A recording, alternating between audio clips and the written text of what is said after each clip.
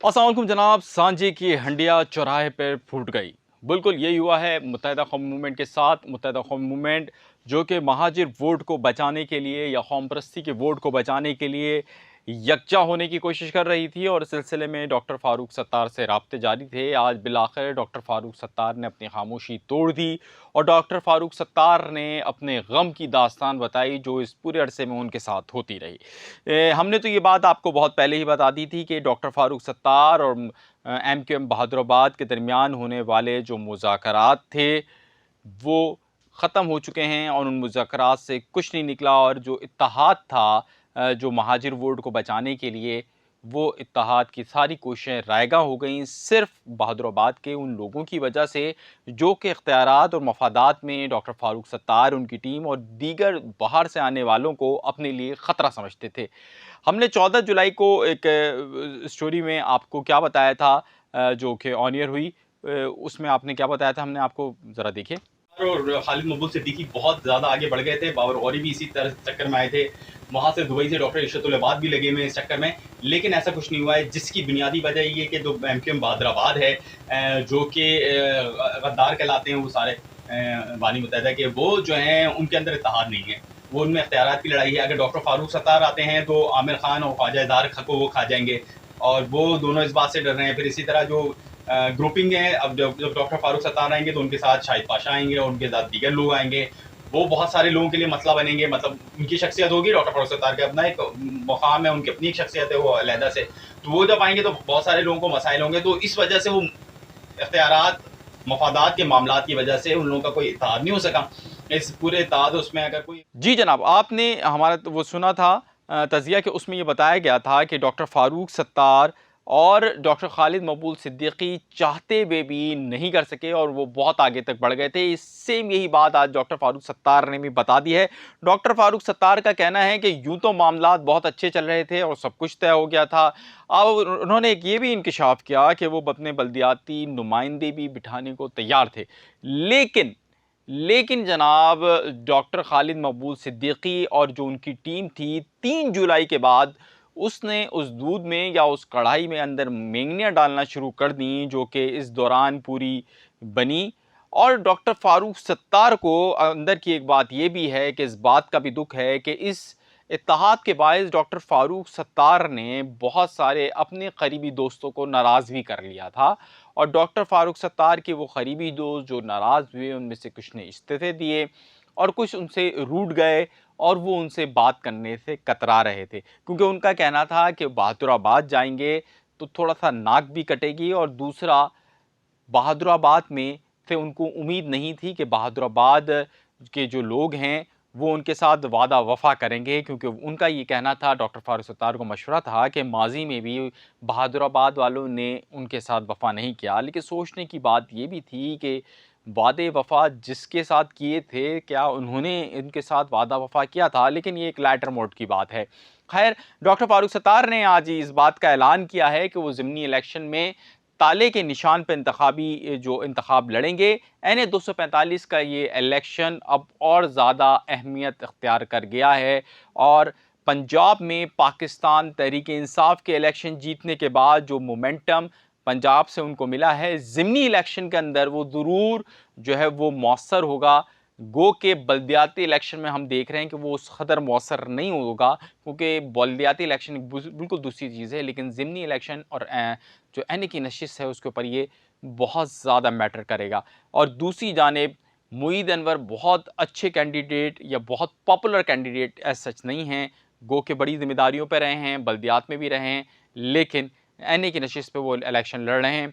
उनके सामने महमूद मौलवी भी होंगे, और उनके सामने जो दीगर कैंडिडेट्स हैं वो भी ख़ासे स्ट्रॉन्ग हैं।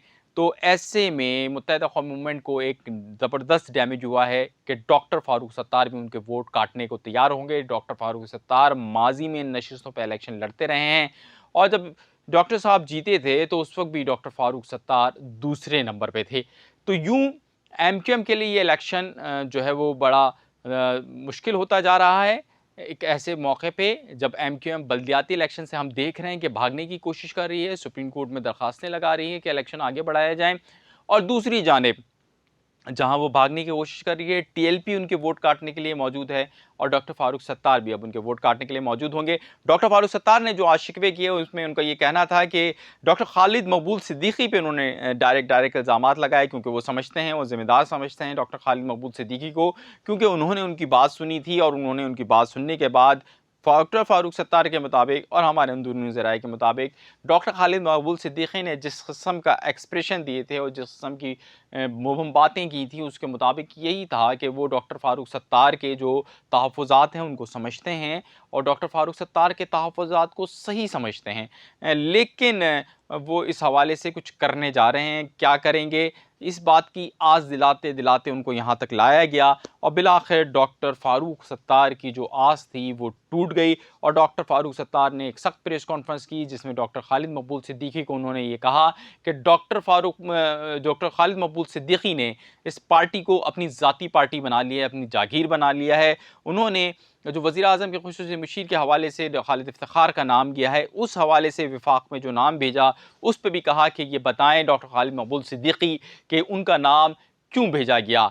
याद रहे कि इस नाम के ऊपर डॉक्टर खालिद मकबूल सिद्दीकी और आमिर खान समेत बहुत सारे रहनुमा भी डॉक्टर खालिद मकबूल सिद्दीकी और आमिर खान में थोड़ा-सा इख्तिलाफ हुआ और बहुत सारे जो दीगर रहनुमा हैं, वो भी इस हवाले से डॉक्टर खालिद मकबूल सिद्दीकी से नाराज़ हैं कि वो नाम ऊपर ही ऊपर कहाँ से आया और कैसे चला गया और किससे मुशावरत की गई।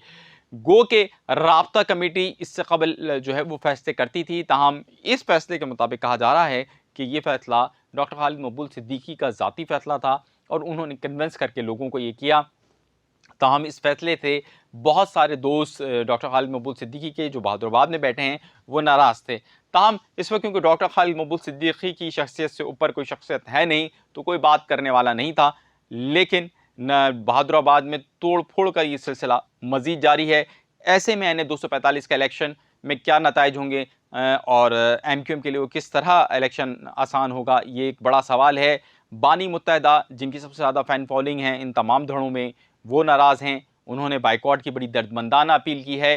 पान की बात की है पीआईबी के, तो कबाब की भी बात की है और मुकम्मल तौर पे मोटिवेट करने की कोशिश की है अपने वोटर को कि, और ये भी कहा है कि गद्दार हैं, इनको वोट ना दें। अगर उनका बायकॉट हुआ, उसके साथ डॉक्टर फारूक सत्तार ने वोट काटे, उसके साथ टीएलपी ने आपके वोट काटे, तो ये नशिस्त में पाकिस्तान तहरीक इंसाफ भी एक मजबूत कैंडिडेट के तौर पे सामने आ जाएगी।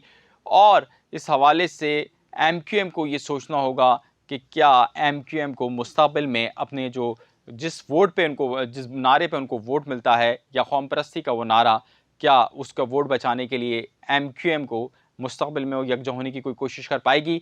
ताहम अब तक की जितनी कोशिशें हैं वो बेसूद रही हैं। मुस्तक़बिल में इस हवाले से कोई चीज़ें नज़र नहीं आती जब तक यही चेहरे रहे और मफादात और इख्तियारात के लिए ऐसी ही लड़ाई जारी रही। अगर महाजिर कौम परस्ती की सियासत को दोबारा ज़िंदा करना है शहर के अंदर और अगर एमक्यूएम को दोबारा से माज़ी की तरह वोट हासिल करने हैं, तो उनको यकजा भी होना होगा और एक दूसरे के दर्द भी बाँटने होंगे। अगर एनए 245 के हवाले से कोई मज़ीद अपडेट हुई तो हम उससे भी आगाह करेंगे। लेकिन आज की सबसे बड़ी अपडेट यही है कि एनए 245 के इलेक्शन में कराची की सियासत में जो ये हल्का बहुत इंपॉर्टेंट इख्तियार कर गया है, उसमें डॉक्टर फारूक सत्तार और डॉक्टर खालिद मकबूल सिद्दीकी का कैंडिडेट यानी एमक्यूएम बहादुराबाद और एमक्यूएम बहाली तहरीक आमने सामने होगी। देखते हैं कि इस पूरी लड़ाई में कौन जीतता है।